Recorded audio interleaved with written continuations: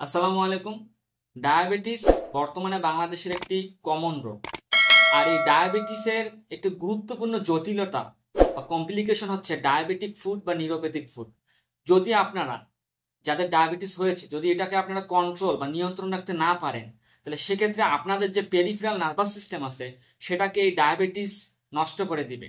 যার ফলে কি হবে, আপনার নার্ভের সেন্সেশন না থাকার কারণে ওই জায়গাগুলোতে ঘা বা আলসার সৃষ্টি হলেও আপনি বুঝতে পারবেন না, এবং এটাকে বলা হয় যে ডায়াবেটিক নিউরোপ্যাথি।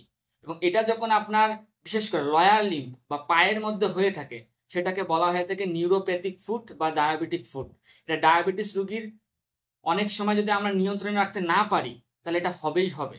তো এক্ষেত্রে অবশ্যই যাদের ডায়াবেটিস হয়ে গিয়েছে তাদেরকে সতর্ক থাকতে হবে, নিয়ন্ত্রণ রাখতে হবে, এবং যাদের নিউরোপ্যাথিক ফুট হয়ে গিয়েছে তাদের ক্ষেত্রে বা যাদের নিউরোপ্যাথিক ফুট হওয়ার মতো তাদের ক্ষেত্রে জুতা খুবই সতর্কভাবে পরতে হবে। আঁটো সাঁটো জুতা পরা যাবে না, যেগুলো ফ্রি জুতা এগুলা পরতে হবে। ধন্যবাদ সবাইকে। আসসালামু আলাইকুম।